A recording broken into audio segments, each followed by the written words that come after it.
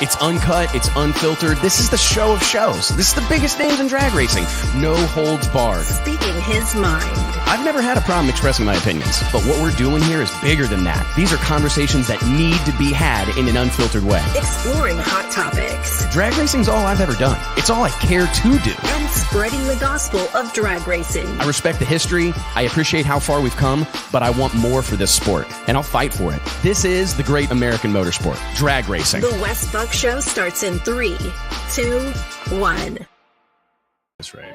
Yeah, that's right. Right there. That's about right. What's up, gang? Wes Buck here, Drag Illustrated Magazine, checking in. It is Wednesday, February 8th, 2023. It's not quite natural to say those numbers all together. Hard to believe, to be honest with you guys, that it's already the second month of the year of 2023. I hope you're all doing well. Thank you so much for joining us. I will apologize here to start the show because Wes's computer, I'm talking about myself in the third person, Wes's computer installed an update, so I'm about 19 minutes behind schedule. Sorry about that, fam. But anyways, thank you so much for joining us. We appreciate it always. Thank you so much for being a part of this craziness. Each and every Wednesday, we get to join the drag racing community to talk about all things drag racing. I'm so proud of it because we don't just talk about NHRA. We don't just talk about ourselves. We don't just talk about World Series of Pro Mod. We talk about everything that is going on in the sport of drag racing, and it wouldn't be the same without each and every one of you. So please remember, help us spread the gospel of drag racing. Click like, click share, click subscribe if you're watching along on YouTube. I do think in the coming weeks, we're going to make an announcement that we're going to move the show entirely to YouTube, but I digress. We have a killer clip for you to watch real quick. So let's dive into that real quick and we'll get the show started. Let's go.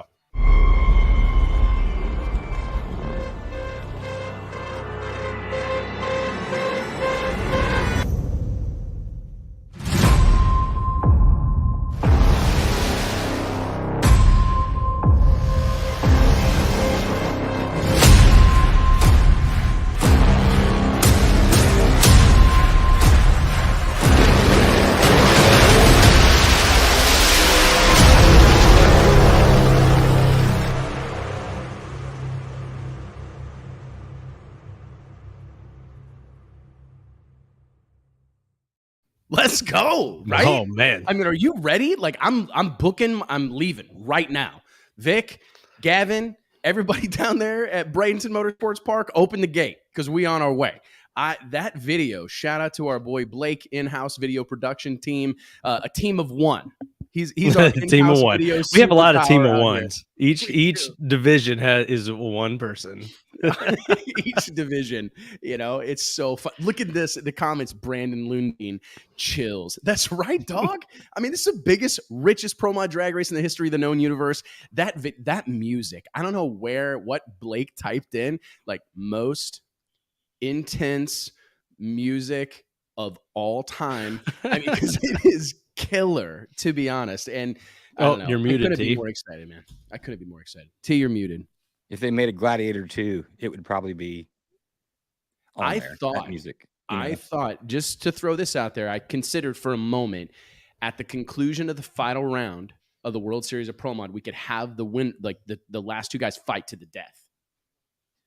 But it seemed extreme, So I thought, you know what, we'll pull back on that, maybe like in 2027 or something. But whatever. We'll see. But that music, though, kind of cues it up for, I don't know. I expect to see a sword. Fatality. Anybody out there play Mortal Kombat as a child? That was one of the first video games I had to sneak it in. Are you up there? Are you guys playing Mortal Kombat up there? No, Mom. No, we're not. Mario Brothers. Yeah. I told my parents that Mortal Kombat, the storyline was about getting into heaven. That was what you're trying to do, is you're prove that you're immortal and you're willing to fight for it. Completely wrong. Yeah, right. But then my mom walked in one time, I remember this, and Scorpion did the thing where he shoots the deal across the way and rips the other guy's heart out. And she's like, what was happening just there? And I'm like, I don't know. It was like a weird spiritual connection type of thing. It's glitch. I don't really know. Sega Genesis, call them. Call them. Don't ask me. I'm a kid, But oh my he's actually bringing him back to life. I know. I was bringing him back. Is what I was putting his heart in. You looked at it wrong. Putting his heart in him to make sure that Sub-Zero, had a heart. It's in reverse. Yeah, it was in reverse. That's oh my god. This is one of my favorite stories to tell people is that whenever I was growing up, I started doing. Y'all use QuickBooks, right? There's people out there in the world. We use QuickBooks here at Drag Illustrated. I know Mike uses QuickBooks. I know JT uses QuickBooks. But I remember whenever we first put my dad's auto repair shop on like QuickBooks, right? So he had done all of his invoicing and everything for. My dad's been in business for like 30 something years and 31 or 2 years. No. 41 or 42 years. Bro, y'all are ahead of Carpenter's Auto Service. I can tell you that. I'm that guy in that meme right now going, y'all use QuickBooks? So literally, this is a true story. So I remember we signed up, we bought the QuickBooks CD-ROMs, right? I installed it on my dad's PC, Windows 95, baby. Damn, this was this was QuickBook. It wasn't even QuickBooks. It was the first. Yeah. I felt the light version. It was like real. We were on the cutting edge. And it's so funny because I was the nerd. My dad gave me a hard time all the time. I'll never, ever forget. Not a lot's changed, really. Yeah. It hasn't really changed. I was always on a computer messing around. Oh, I'm the IT guy for Carpenter's Auto. Yeah, forever. Right? Forever. My dad grabbed me by the shoulders one day and he said, Wes, that computer shit is a fad. And I was like, Yeah. And he goes, all you need in life is a solar-powered calculator and a number 2 pencil. That computer, just like bell bottoms. It's good. What goes around comes around. I'm like, you think, Dad, real quick, just to kind of backtrack momentarily, you think computers are a fad? Like you think they're going away? Yep. Did I stutter? That's what he would always say. Did I stutter? No, Dad, I heard you the first time. Anyways, he enlists me to install QuickBooks on his computer at the shop, right? Buck Brothers, Sunny Slope Automotive, Kirksville, Missouri, 710 West Potter, 660-665-8464 if you want to reach out. And nice plug for Buck Brothers. Anyways, that was my payment, was a video game. Every month that I did the bookkeeping at Buck Brothers, mind you, I'm like 14. Yeah. I'm no business doing bookkeeping. No business doing the books at a repair. It's a fairly significant business, right? He goes, every month that you do the books here at Buck Brothers, I'll get you a video game. And I'm like, sweet. Month's worth of work, $40. Got it. So, and that was how I got the first copy of Mortal Kombat. Wow. Doing the books. Impressive, man. Yeah. True story. My job at Carpenter's Auto was floor sweeping. And I did that and too. Paper filing, big on paper at Carpenter's Auto, probably still to this day. So lots of filing, lots of paper when you get your receipt, lots of stapling when you get your the 3-color invoices. Yeah, white, yellow, pink. No, white, yellow, pink. No, invoices? it's a printout, but it might be 30, 40 pages, and then with your credit card receipt stapled on top. I remember the first few times I wrote invoices for people, I'd be writing down how many like quarts of oil on an oil change or whatever. And I'd have to like lift it up because I wasn't writing hard enough for it to show up on the pink copy. Like, shit, I got to go trace that. Go trace it again, rewrite it. Do you remember the credit card? No, the slider thing. Slide. That's why credit cards have the embossed number and name on it. That's kind of that's an old school thing. We're really dating ourselves here. We are dating ourselves. The biggest thing that happened at Buck Brothers that I got a huge kick out of was the kids, and I'm guilty of this. My wife is for sure guilty of this with her dad. But the kids of regulars at Buck Brothers that would come in and charge shit to their dad's account. Like, there would be these high school girls come in because I pumped full service gas back then. That ain't happening. So we had this little miniature. If you've ever been to our shop and you see the neighborhood it's in and everything, you'll understand why. You've told me, but like we had this little secondary invoicing machine, and it was really cool. Where all the invoices, it was a tricolor invoice, white, yellow, pink. It was like on a reel, right? And someone would come in and like say, I'm trying to think of a good name, Jennifer Cachera. I'm going to get in trouble because I actually went to high school with this girl, but her dad had an account at Buck Brothers. So she would come in and she'd charge at the time, like $30 worth of gas, right? And we would literally just write a ticket that said her dad's name, Dr. Cachera, $30 gas, and then she'd get like everybody's four a Diet Cokes, 4 Diet Cokes. You know, she'd get 8 Snickers bars, you know, a pack of smokes for her friends or something, you know, whatever. And I would just write it all down, like, okay, 1 Marlboro Light, you know, all the whole thing. And then I'd give her a copy of it. And it was so funny because at the end of the month, we would send, you know, Dr. Kachera a bill. You know, like, hey, here's all this shit. Man, y'all are this is some more small town shit right here, because my dad has a big sign.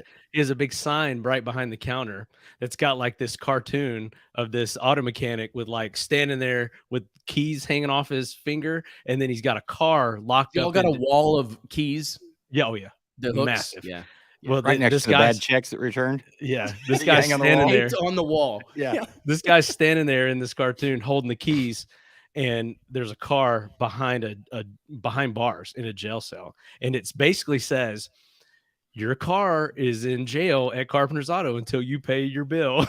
That's hilarious. I mean, it basically, I forget what the wording is, but like, you ain't getting your car until the bill's paid. That's how we roll. And in fact, we had the snack box. Have you ever, before vending machine, you had the snack box. You put like a couple quarters in, and it's an honor system. So there's all this stuff just sitting there free for you to grab, and you've got to see what each item costs. Oh, if you want to go big time and get like a king size Nestle Crunch, that's $2. If you want a Slim Jim, that's 25 cents. We got Lance crackers in between or whatever. Well, I still buy Lance crackers. 2023. That's good, man. Lance is a Charlotte-based business. Well, for real? Yeah. It's so that box was always short every month when the guy would come check it. It's probably you. Oh yeah, somebody was my dad. My dad. You want to see Charles Carpenter hit the chip? Don't be there when the snack guy comes or the to check cracker the box. Yeah, because he's. I literally so my HP Industries is like the local supplier in Northeast Missouri, Kirksville, Missouri, for all your like Kit Kats and candy bars and beef jerky and whatnot. And I remember I'd be like 12, 13, 14, and I would do it with my dad's permission, but I would get like a box of Reese's cups. I'd get a box of Kit Kats, and I'd bring that stuff on the bus, and I was selling bad boys for like $2, $3, $4 a whack. So you're doing fundraiser basically. Oh yeah, but I was fundraising for myself. That was the cool part of it. I was we made homemade suckers and sold them at school. And then I wasn't working on QuickBooks. I was scooping hog shit because we had like 700 or 800 head of hogs. And you walked like uphill to work and uphill home. I did. Let us know. And then in a lumberyard that I worked at, speaking to what Mike's his car in jail, at a lumberyard I worked at in high school, had a sign behind the counter that said, please inform us if you pass away. We'd like to be the pallbearers. We carried you this long. We'd like to finish the job. That's actually pretty funny. It is pretty good. I got a job. I'm concerned about people that may have eaten your homemade suckers. Oh yeah, I know. I was just thinking. Let us know in the comments. Would you? What amount of money would it take for you to eat a JT Hudson homemade sucker? Well, at this stage in life, you definitely want one of my suckers. You know? Yeah, true. Yeah, but back then, my mom was a hell of a cook. Yeah, your mom was a hell of a cook and baker. I remember and sucker maker. This is the whole situation. This is, to be honest, this is my favorite stuff to talk about on this podcast is random shit from the past, to be honest with you. But I think all of that was very, very, very impactful on what is going on in my life right now today. You know what I mean? Like 30 years later, the lessons I learned, like bartering over Kit Kat bars on the bus of the R3 school district in Kirksville, Missouri, hey man, that stuff had a big impact on me. I think I learned more then than I probably would have learned in like a college course on business or sales strategies. To be honest, that's what I actually kind of worry about is, now that we have kids and stuff, we spoil them so bad, and they've got about everything anymore. Yeah, true. And I worry that, because we wanted that quarter, we wanted that 50 cents. I mean, you'd sit and I'd figure out like, okay, I want this. How many suckers and how much? Yeah, because it's not real am I going to anymore. have to scoop? How many bills am I have to buck to get that? It's all about V-Bucks and Roblox. It's just like this virtual shit that they can't equate to what that is actually worth in real dollars. And then I think, am I not doing my part? Am I not doing my part when this kid I told my son, I said, do you have any ideas any idea, how many packs of Marlboro Lights I would have had to have sold on the school bus to pay for your Robux addiction? I know. I failed the tax. I literally had to sell. Yeah, I had to sell 14 cartons of cigarettes because that's what I kind of graduated into. Not trying to come off inflation, as like a drug bro. dealer, have you heard how bad inflation is? It's real bad. Man, don't take it out on these kids. No, it's very difficult. What is Billy Carroll saying in the comments? We swapped chewable X-Lax with Chick Licks and passed them around to people we didn't like. Oh my gosh! My goodness, Billy. I sold parsley at school one time to someone. You know, they said it was good. Oregano. That's the funniest part about innocent kids. They like come back and be like, "Man, that was all that parsley." Oh, I saw them at the party. They were bro. These two, they were running around the campfire like, wow, man, this stuff's crazy. And, I ended up giving their money back, but it was well worth it. It was well worth the night of entertainment just to watch them. Like, you got your money's worth. Yeah. I'm glad they weren't allergic to herbs. Yeah, thank goodness. You'd have a murder charge on your resume. Man, I feel so healthy after smoking that. It's oh my goodness, man. Those were the days. Isn't it kind of crazy when you think back to how life's so complicated now? I used to pay for my vehicle from keggers. You knew that, Wes. Like I would have keg parties all over, and $3 a cup. And of course, it's in ice. You're just like a traveling keg. Extra kegs in my vehicle. And I'd be like, they'd be like, this was JT was like the race promoter, but it was keggers. No, like for real, what JC would do. This is not an exaggeration or a lie at all. It wasn't about location. It was literally Farmer Joe's field. It would be because you can't go somewhere, but you can go to so-and-so's property. So I remember he had one. You had one on, a lot of times in Elmer, South Gifford, everywhere, all over. And it would just be an open plot of land. And JT would show up or even a dirt road. Pegs. And he would sell, and when you're that age and you're making bad decisions or whatever, like starting the bonfire on a wooden railroad bridge. That probably wasn't the smartest. Yeah, that was a bad one. I was at one of your deals where I think this is going to get us in trouble. We're probably going to go to prison moments after this ends. But I believe we were in so you go to Millard and you turn left. Yeah, that's the railroad bridge. Yeah. The railroad bridge. Someone pushed a fridge or a Coke machine over the edge and it got hit by a train. Do you remember this? Yeah. You were there. It was a bad deal. So I wasn't involved in this, but someone had stolen a Coke machine. You know what I mean? Like that has cans in it. And they had brought it to this party trying to be funny. This party that JT was throwing. And this is like before I'm married to JT's sister. This is like when we were both children. He's not a child. I'm a child because I'm trying to create some age separation here. But anyways, I show up and I'm like, oh man, who brought the Coke machine? I'm talking like a red and white full-size Coke machine, right? And they're like, we need to get rid of this. And I'm watching this unfold. And they're like, well, let's just push it over the railroad bridge and let it get hit by a train and then it's gone.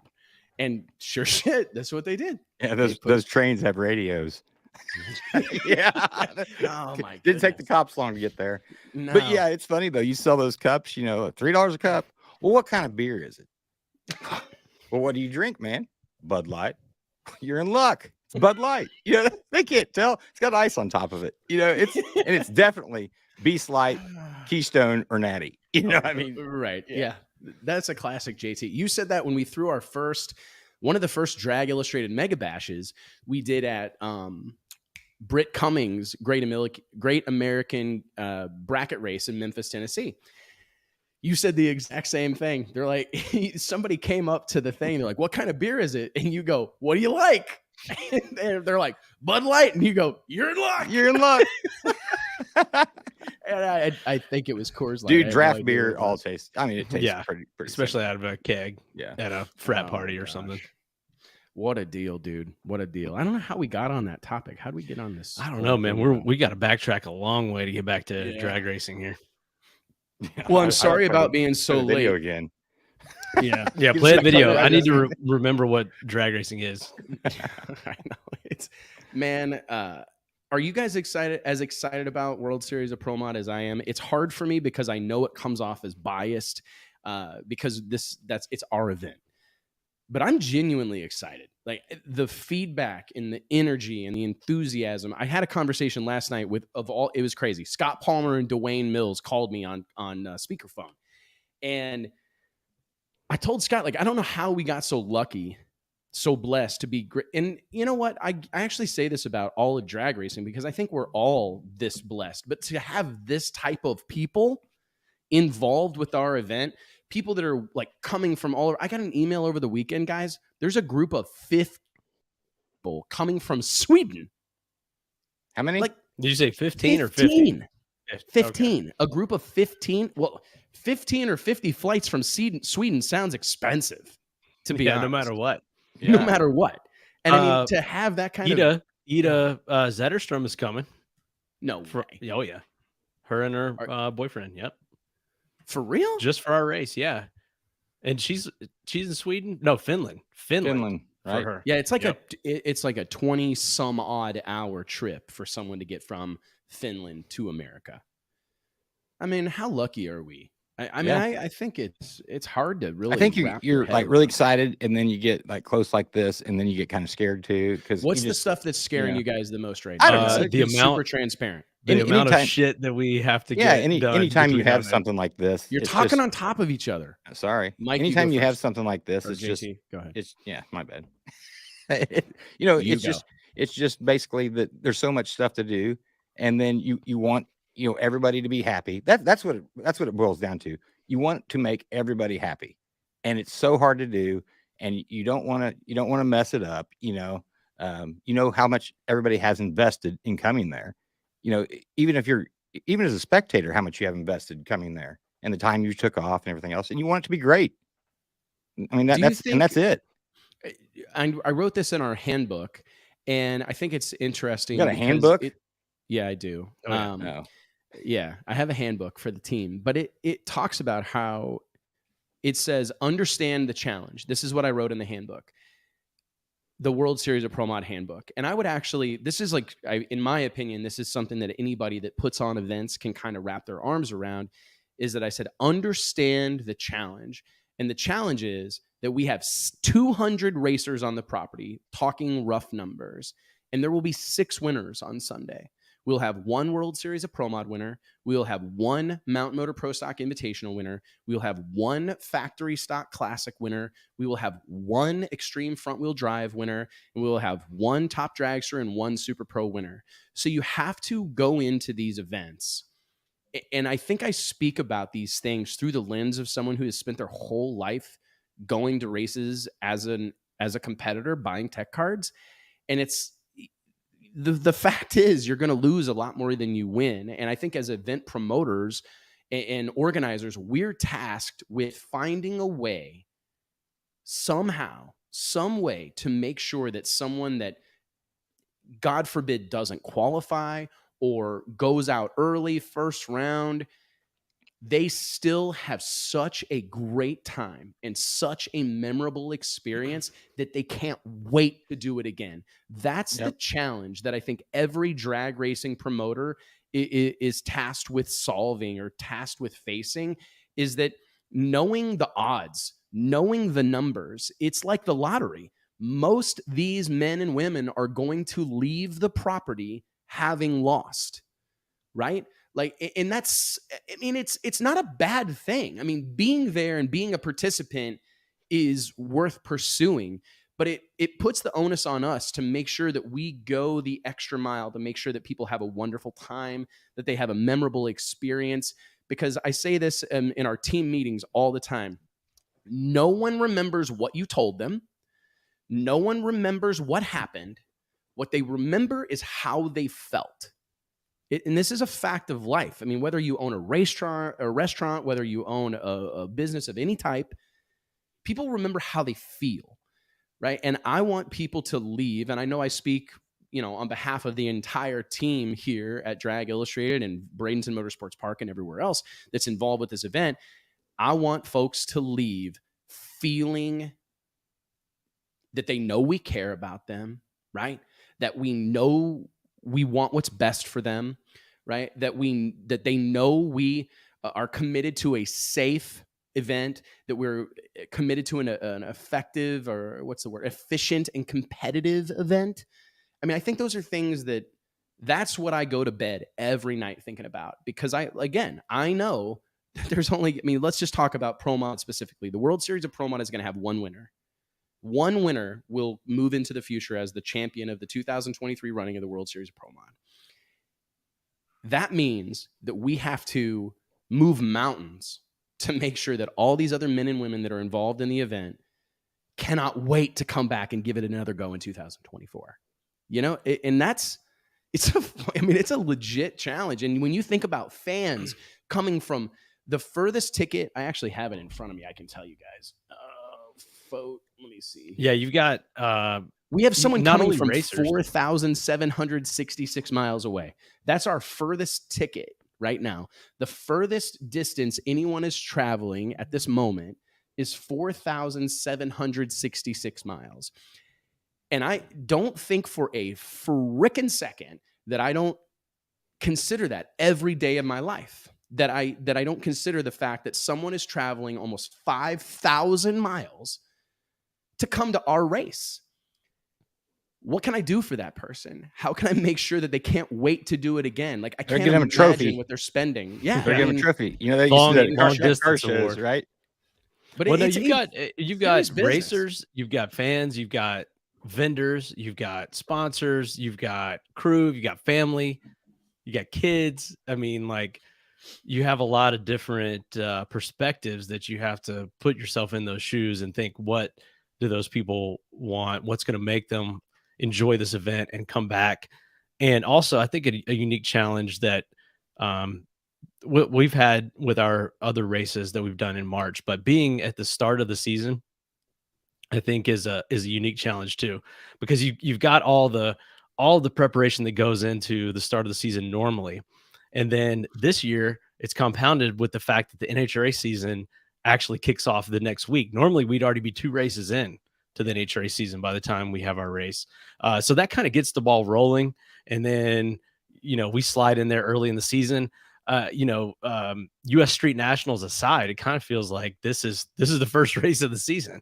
And so there's just a lot of pressure, a lot of hype, a lot of things that all of a sudden Christmas is over, New Year's is over, and it is right to it because you've only got 2 months to get everything ready. So that's been, I think, a bigger challenge this year than normal. I don't want to shortchange the US Street Nationals at all, because I actually think that event has taken on a little bit of a new life, to be honest. It's kind of, I've always looked at it as it's really the last event of the previous season almost, because it's a winter event.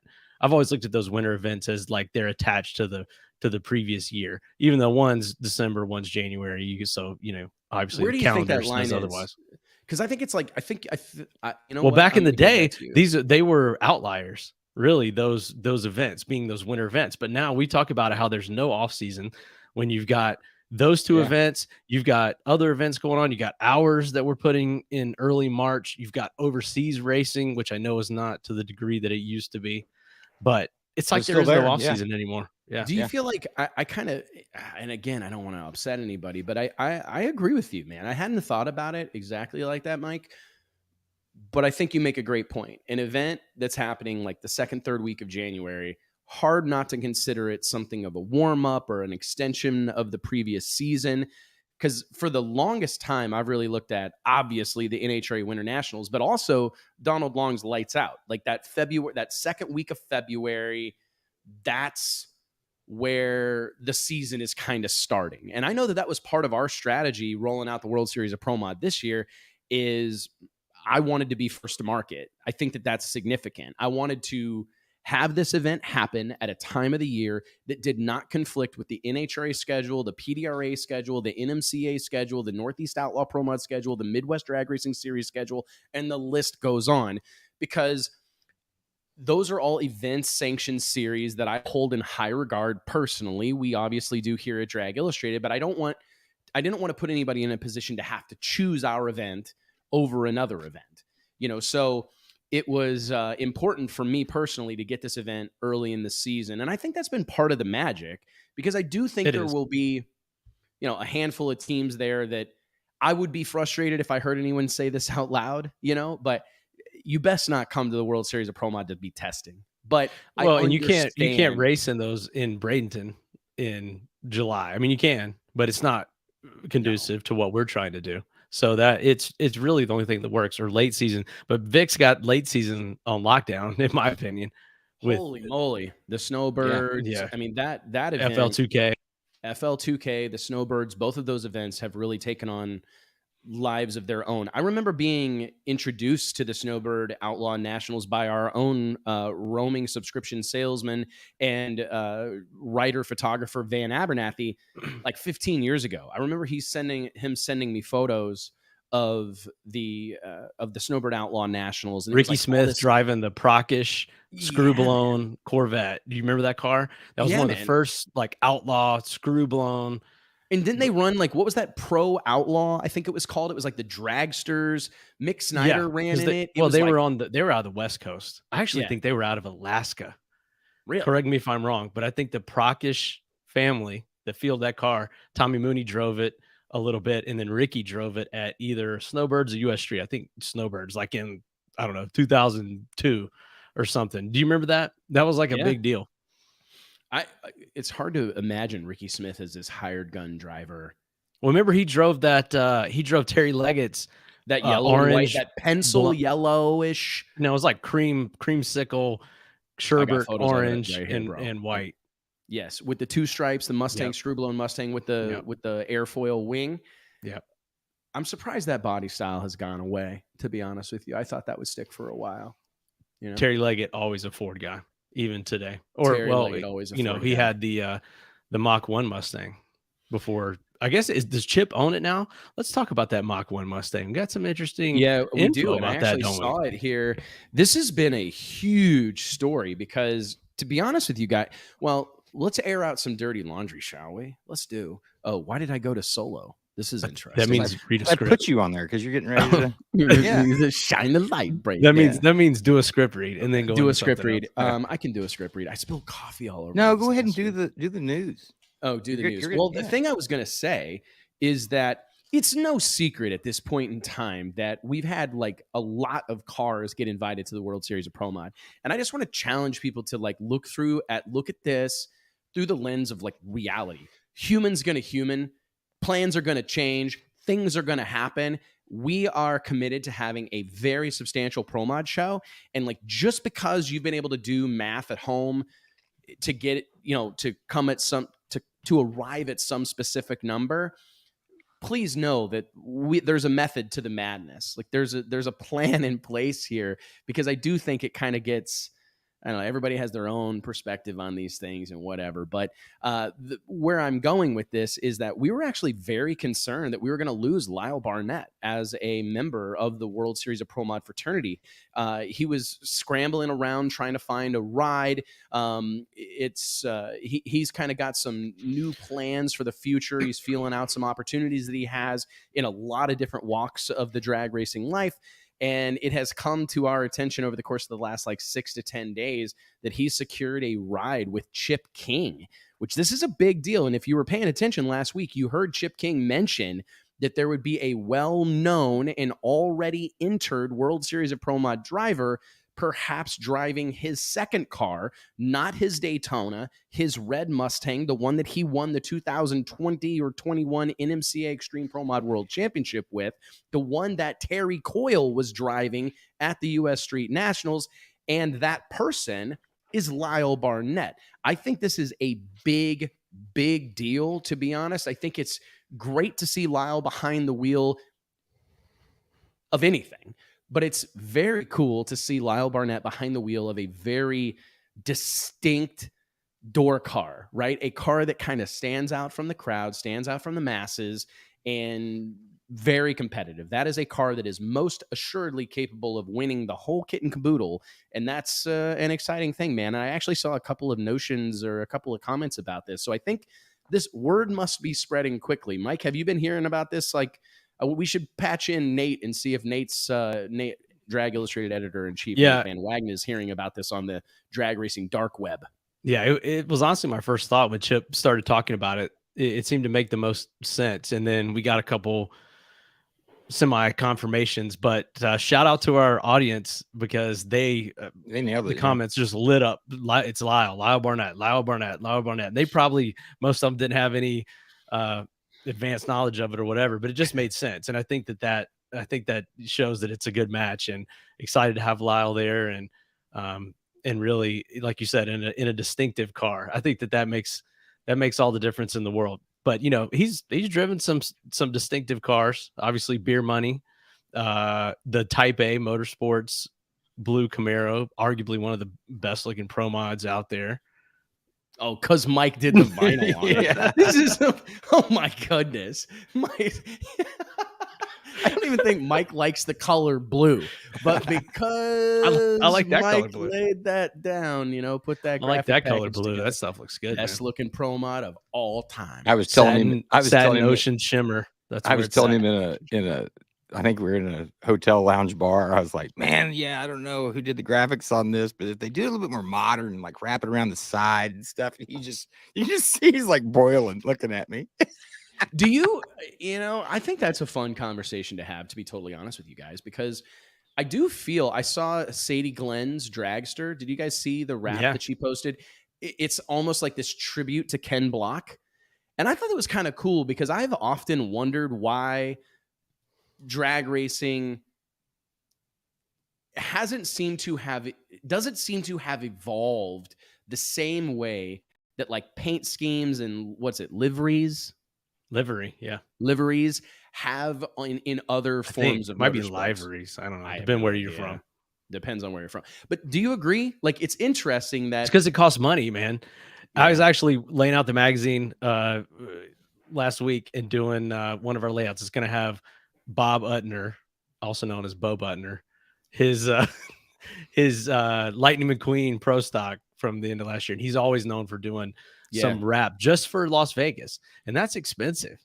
You're talking, who knows, with all the stuff they do, 5,000-10,000. Bo's out here just making it rain. I know. You see the pictures from his wedding? But that's why. Like, that's why it is Vegas, the whole city. And also, I've always thought, and I tell people this, like when you're wrapping a drag car or painting it, you're hoping this is the last time you're ever painting it or wrapping it. Like, we don't want any damage to this thing, and we don't expect any damage. We're praying. Well, you roll out a stock car or any of this other stuff, it's like, yeah, this thing's going to be tore up. It's going to be totaled this weekend. We're going to have to rewrap it no matter what. That's the answer. This is a whole conversation. And I have to tell people that. I have to tell people that are familiar with wrapping like stock NASCAR stuff around here. I'm like, slow down. You got to make this as close to perfect as you can, because this guy that owns this car, he plans on like never wrapping this again. And they're like, what are you talking about? Yeah. Do you mean this ain't coming off after this weekend? No, bro. This could be on there for 30 years. So you better make it look good. Don't rush through this shit. And they're like, oh God, well, thanks for telling me, man. I had no idea. They'll get a Google review in like 20 years. Somebody going, yeah, the shit's peeling off and it's faded something. I just bought this from Eddie Buck. This guy took it in on trade from Eddie Buck. And the vinyl's peeling up. Yeah, no, it's so true, because that's a fact, man. I think that the drag racing so different from every other motorsport, because you're right. Everything's a showpiece. Everything is meant to last forever. We don't want it to crack. You don't want to scratch it with a Zeus tool. You don't want to scuff the front end in the shutdown or going up into the trailer. I mean, all these things, because it's permanent. Like, that paint is, I don't expect to ever have to do that again. Right? Like, I'll freshen the motor up, but this is it. I'm never, ever, ever changing the look of the car. Because that's money they could be spending on Go Fast parts, right? Absolutely. I mean buying a new diesel and everything else. Yeah. No. I always say, hey man, if this thing comes back in pieces or with this wrap scrubbed off, it has been a really, really bad weekend. I'm like, oh really? Okay, I didn't know, man. Shit comes back torn up every day. Who do you think's done the most wraps? They should run them harder. Alex Laughlin. I think Alex went on a tear there, like in NHRA Pro Stock, where pretty much, I mean, he was doing like a dozen wraps a year. And but he had a sponsor, like right down here in my neck of the woods, like 360 Wraps in Dallas. He had to bring them on as like a major sponsor right. because they were rewrapping the car every other weekend. And they did a good job. A few more wraps, he would have had a full album. Sorry. An LP. We need that, EP. Blake. If you're listening, we need that drum or whatever for any time JT cracks one of those. You can just lay it in here. Oh my goodness, man. You know what? I think I've got a segue here real quick. Let's pay bills. All right. First and foremost, JT, send it this way. Gotcha. All right, guys. I want to remind everybody that each and every episode of the Wes Buck Show is made possible by way of our friends at Stroud Safety. Stroud Safety is known for their top quality racing safety equipment, from drag chutes and seatbelts to fire suits, gloves, and blankets, all 100% made in America. Log on to StroudSafety.com and make sure you tell them we sent you. Guys, hey, hold on. Okay. Before you segue, I'm gonna crush your segue. Mikey Ouellette, who I know I've said that name before. I don't know if it's correct, but I'm doing my best on the pronunciation there. Asking about the DI awards. Let's give a rundown. We're actually doing that next week. Yeah, next week is going to be our DI awards show. The issue is going to hit next week. Yep, the issue with all the stories and awards in the magazine, that's going to be out next Wednesday. 15 categories.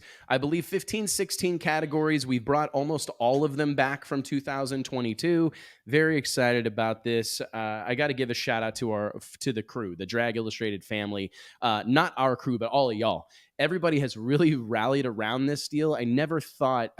you never know how these things are going to be, how they're going to be taken, how they're going to be accepted. But people have really gotten excited about the Drag Illustrated Racer of the Year Award, Drag Illustrated Outlaw Racer of the Year Award, Tuner of the Year Award, Sportsman Racer of the Year Award. There's all these awards that we give out. And to see the interest and enthusiasm around simply being nominated for one of these is really, really, really exciting. So thank you to everybody that has been a part of this Drag Illustrated community for nearly 20 years now, because it's because of all of you and the likes, the shares, the phone calls, the emails, the text, and piling on that happens that makes these things so significant. So to Mike's point, we'll be doing a special episode of the show next Wednesday, 2 p.m. Central Standard Time, to roll out all of our Drag Illustrated awards. We have a couple of cool special guests that will be joining us to accept awards. It's going to be fun, man.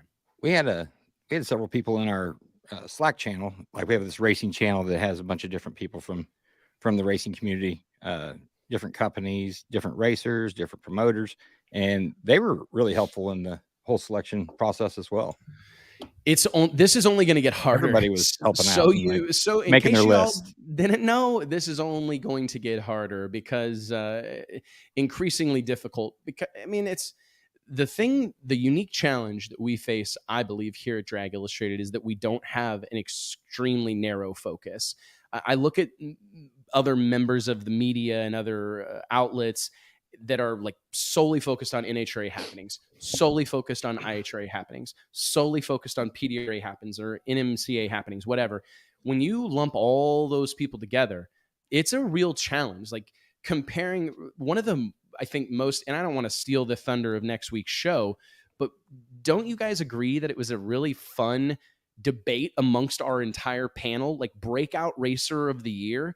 I mean, you've got guys from NHRA, PDRA, NMCA, all these different people that are experiencing different, like it's all relative, right? So Justin Ashley, I'm kind of giving it away as a nominee, Justin Ashley, certainly deserves to be nominated as Breakout Racer of the Year in NHRA. But how do you compare and contrast him to what Amber Franklin faced in PDRA Pro Outlaw 632 and what Troy Coughlin faced, Troy Coughlin Jr. in NHRA Pro Stock and Joey Gladstone in Pro Stock Motorcycle? I mean, everybody's fighting a battle, and it's very difficult, and it takes hours and hours and hours of debate to really drill down on, okay, what's the level of competition that exists in each one of these categories? How long have they been doing it? What kind of resources do they have? Are they part of a team?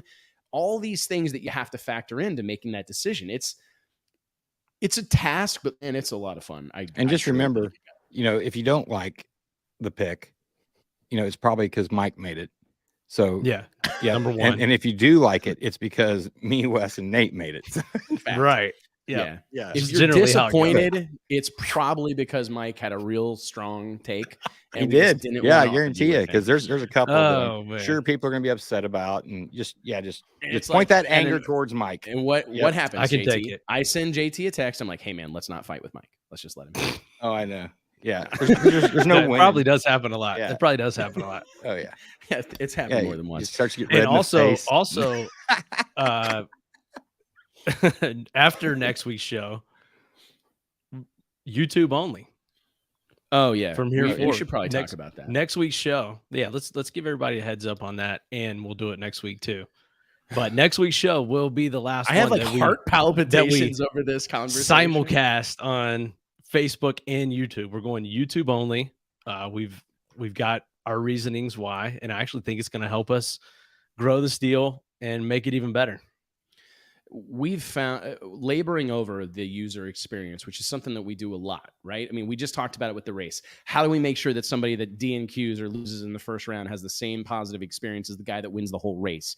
And we look at everything that we do at Drag Illustrated through that lens. Like, how can we reverse engineer the best possible experience? And laboring over this for years and years and years. This is episode 289 of the Wes Buck Show. So we've been at this for a while. And we genuinely feel that the best possible user experience is going to happen via YouTube. And I think Facebook as a social media platform, a platform in general, is just trying to be a little bit like something for everyone, right? It's trying to do a little bit of everything. And so it does nothing well. So it does nothing exceptionally well. It's like being a jack of all trades. Facebook is if there is a jack of all trades in the social media space, it's Facebook.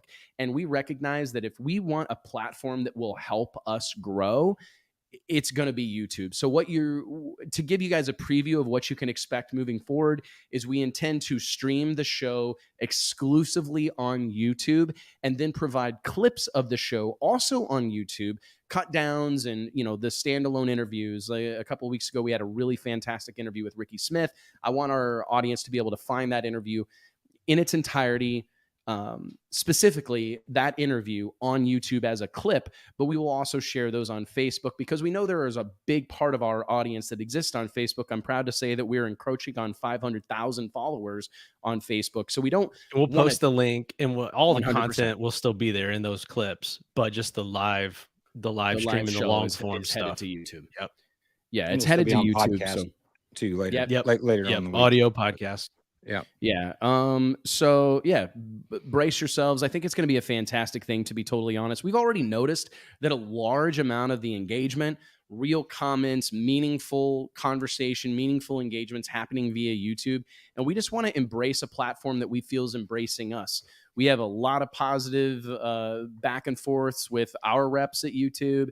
And like, how can we get more invested in that? Like, let's make sure that we're making YouTube a priority here at Drag Illustrated. So that's part of our plan moving forward. We still have a lot of cool stuff that we'll do via Facebook and Instagram, but we just want to make sure everybody is aware of the plan as we move forward. If you're here to hear a couple of hot takes, you'll be able to, digest that via Facebook. If you want to hear an interview with of well-known racer, a couple of hot takes from a well-known racer, you'll be able to gobble that up via Facebook. But the long-form version of the show is going to live on YouTube starting next week. And I was going to circle back around to our conversation about liveries and wraps as we segue into our first and only guest of the day, Drag Illustrated's Drag and Drive Insider.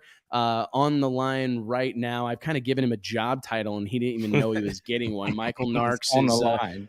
You'll get a 1099. Do you like that though? Don't you think that's a good name? Like that. I do Drag like and Drive that. Insider. I ripped that off of ESPN literally this morning. They were talking about Adam Schefter is their NFL insider. And I go, this is our Drag and Drive Insider. Michael Narx on the grounds or preparing for a week on the road. And I'm curious, will Tom Bailey's twin turbocharged drag and drive Camaro be in a different, will it look different in 2023 as it looked in 2022? Let's see if Mike knows. Fellas, how are you guys? Hey, can I get cards made for the drag illustrated drag and drive insider? I would love that. Yeah, go ahead. Text Mike. I'm gonna text Mike right now. Text Mike. Yeah, I'm gonna text Mike. Everything we do results in something Mike has to do. Oh boy! Yeah. Oh my God. We all appreciate your hard work, Mike Carpenter. That's for sure. Yeah. So, do you know Mike? Is there Mike Drag and Drive Mike?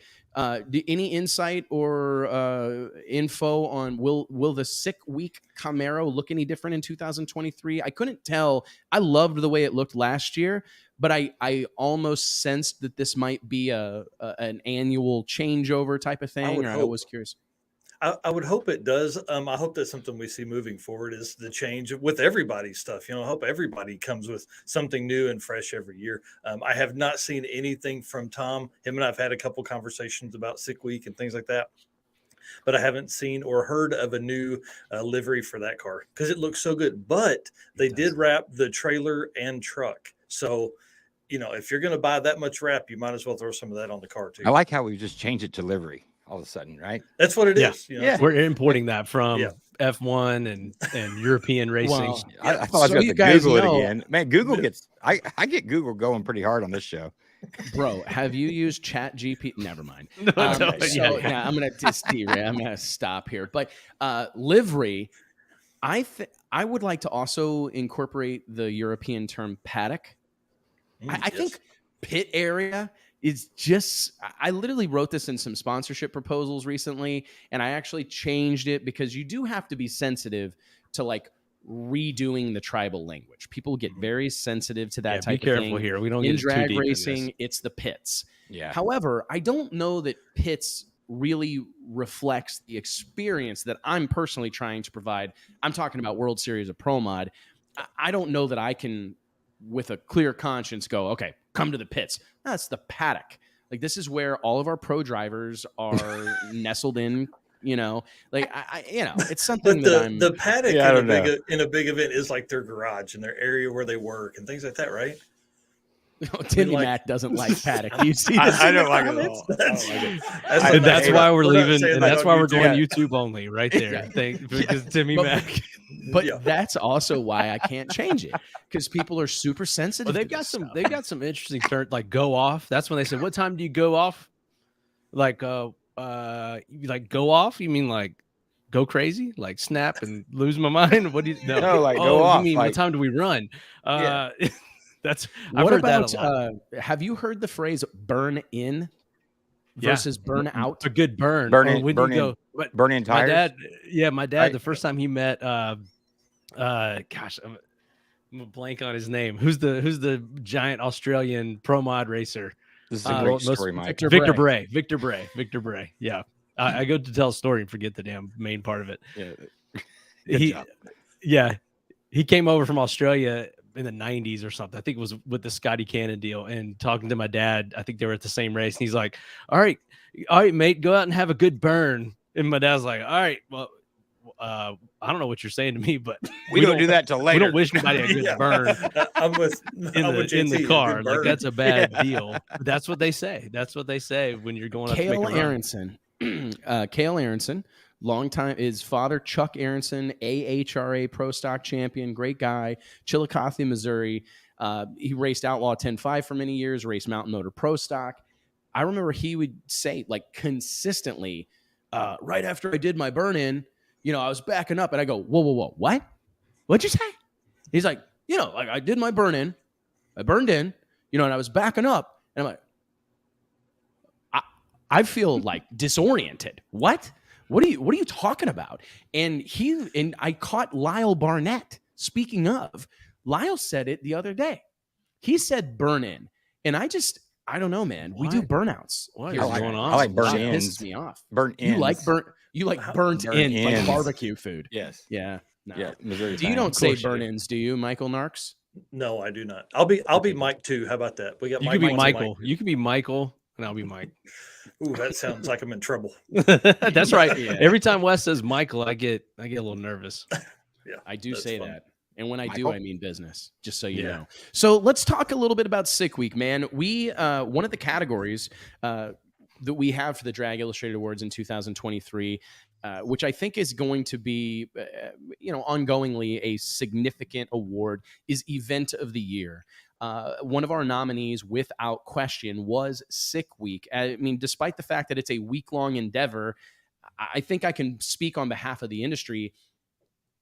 I don't know that there was anything that happened in 2022 that generated the type of persistent buzz that Sick Week did. I feel, besides the I'm going to upset some party. people. Yeah, Drag Illustrated After Hours definitely moved the needle. But when I talk about like real racing events, I think it certainly outshined Drag Week, Hot Rod Drag Week itself. And this is, I mean, no disrespect. I'm just talking it did though, in like facts. quite a bit, I thought. Yeah, I mean, and I honestly don't know that there was another drag racing event that happened, short of maybe the Snowbird Outlaw Nationals in December, that had kind of the sizzle that Sick Week had. I don't know that I can say enough about the effort and energy that Tom Bailey, Luke Nyhoff, everybody, I mean, yourself, Michael, all these people seem to really rally around this event.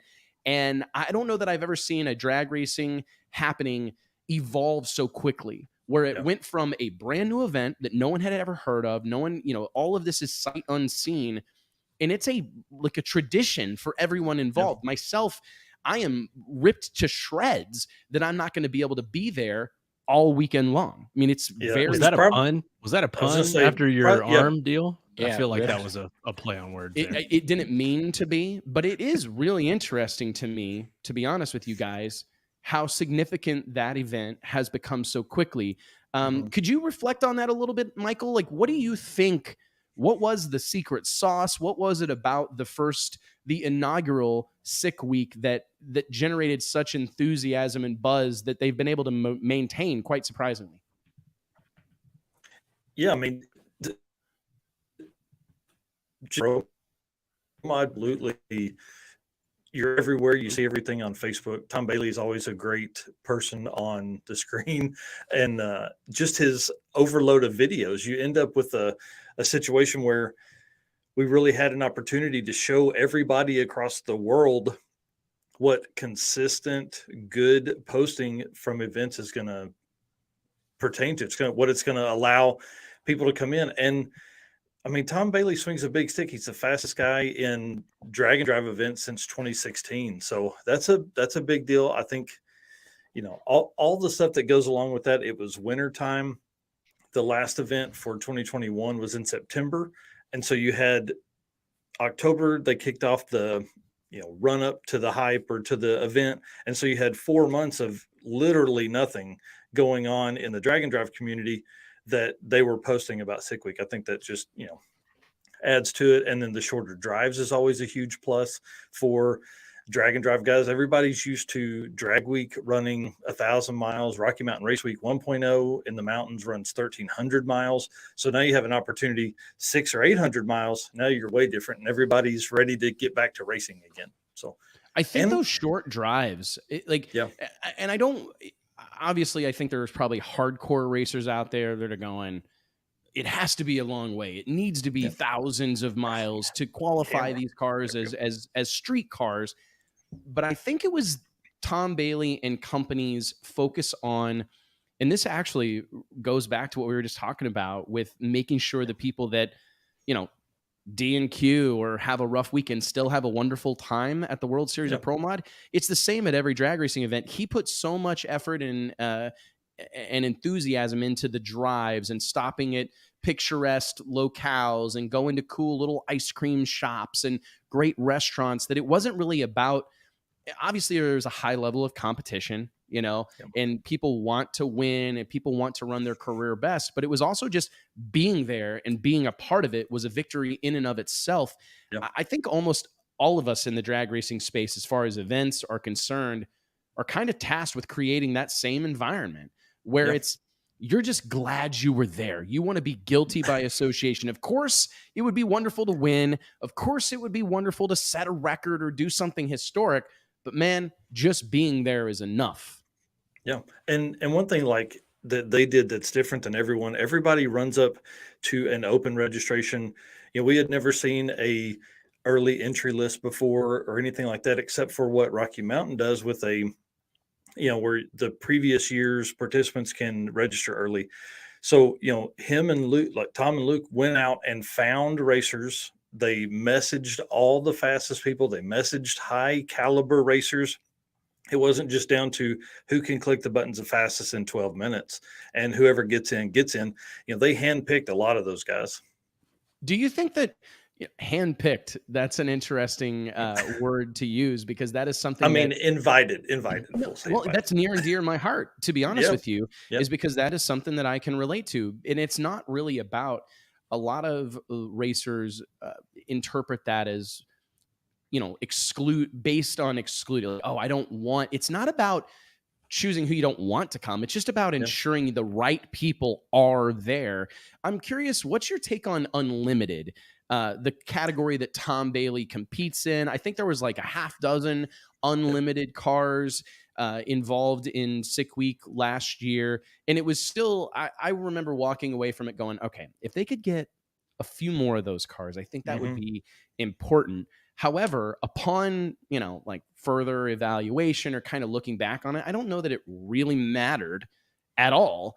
As long as you had some of them, you had a couple there doing big burnouts and running in the sixes at way over 200 miles per hour. I don't know that you need dozens of those cars, but I am curious, Michael, what's your kind of perspective or take on the unlimited category as it relates to drag and drive, not only Sick Week, but just across the board? Do you think with the excitement around Sick Week and kind of this, it feels like this isn't new, right? Drag and drive's not new, but it does feel like a re-emergence or a reigniting of the fire. Do you think we're going to see some people dive into this space that we've seen go away, or some fresh faces? I think that, like, Clay Milliken's coming. He's bringing the Dentley truck to Sick Week. I mean, that's a twin turbo Hemi truck that should be capable of that kind of times. And Tom had said in the Bugatti Studios, the other thing with Cooper, that they're looking like 15 cars that are capable of 6-second passes for Sick Week.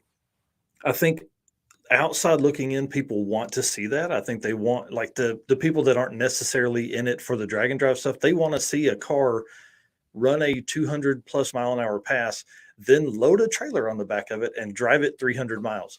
I think everybody wants to see that a little bit. People in the stands, people at home, all that kind of stuff, and they just don't understand it. So Pro Mod, thanks to Drag Illustrated, is becoming such a big part of drag racing that when you start saying Pro Mod, when you start saying street car, when you start saying drag and drive, people are like, oh my gosh, these guys are driving, like Dave Schroeder and John Innes. I mean, that Corvette, it's literally a Bickle car, like it's literally a Pro Mod. Bailey's cars are Pro Mod. Like, dude, those guys whenever I showed up at Sick Week last year, I love to tell this story. I watched Dave Schroeder fire up that blue and white Bickle Corvette, and it's got an 855 cubic inch rear Morrison engine in it. I mean, this would have been like, this was the engine that was in Mike's dad's legit PDRA Pro Nitrous car a few years ago, is in this street car, right? And they fired this thing up. Because I think about all that I went through. Like, if my dad needed to fire up like one of our big inch engines, I mean, you're taking the dry sump belt off of it, priming it, you know what I mean? Taking the valve covers off, you know what I mean? All this work before we started it, you know what I mean? But here's Dave Schroeder hops in this thing, and literally drove it through the grass, like drove it through some grass, kind of drove it up a hill, spun the tires a little bit. And I'm going, my heart's like skipping a beat, because I've never seen a piece of racing equipment, that high a caliber piece of racing equipment, treated that way. It's shocking. What's really cool about it too is, like, those guys run 4 stages, and Dave said, nitrous, or John, for those that don't know. Nitrous, John said they basically make their own atmosphere inside that engine. So, like, boost stuff is easy, but you start trying to cram more nitrous in than something can, theoretically. Well, you guys know, and everybody that's watching this probably knows, but it's pretty intimidating. And they have a full exhaust system that they swap out and on the car every day. I mean, these are race cars that can go out on a weekend in full prep, and Bailey's been 580s in 6 seconds 2.0. I mean, that car drives on the street. I think we're going to see we're going to see the second ever 5-second pass this coming week at Sick Week. And I'm hoping, fingers crossed, that we can see Lutz's 6-year record fall. I think that's what it may take to bring him back. Forgive my ignorance, Michael, and I want to kind of give the floor to you for a few minutes. Real quick, 2 questions that I'd like for you to answer for everybody gathered here today. First off, what is that standing? What is the standing average record? What was 619 for drag week? 619 was Lutz's what was that? Yep. When he ran the 2016 in St. Louis, yep. Right? He went, yeah. Yep. And then 2019 is when Bailey ran the 599 pass at VMP, which Midwest Drags is going back to this year. So we should see some super fast passes there. So what do you think if you had to suggest a goal for Tom Bailey? Do you think it's like a single 5-second run would be? Oh yeah. I think you beat the 5.998 at your own event. And then I think you end up with an average of, I don't know. It'd be great if it was a 6.0 average. He had an opportunity to do that with drag week this year, but ended up at like a 6.83 pass on day 3, sadly, because they had some piston issues. They literally had to fix that car midweek, go to Richie Crampton's shop and fix it, get back on the road, run a 6.80 the next day to stay 0.00 in front of Michael Westberg in the blue S10 from Sweden. So pretty intense, and he still ended up with like a 640 something, I think, for the year. So pretty wild. Could you run through, for those that don't know, like the lay of the land for the 2023 version of Sick Week, just so everybody knows like where we're starting, where we're stopping, and things like that? Yeah, so we'll start Orlando Speed World on Monday. Sunday is test and tune. And then Monday we race Monday morning. Then we drive 300 miles to South Georgia Motorsports Park. Then to Gainesville. No, sorry. We go Orlando to Bradenton to South Georgia for Wednesday. Thursday is in Gainesville, swinging by the Kevin Smith KSR Performance Shop for like a checkpoint, not really a checkpoint, like a hangout for hours, and then back to Orlando. The trip from Bradenton to South Georgia, we're going to stop at Don Garlett's again. We did that last year, and I spent, I think, 4 hours at Garlett's walking around inside with 300 other cool cars out front. It's pretty neat.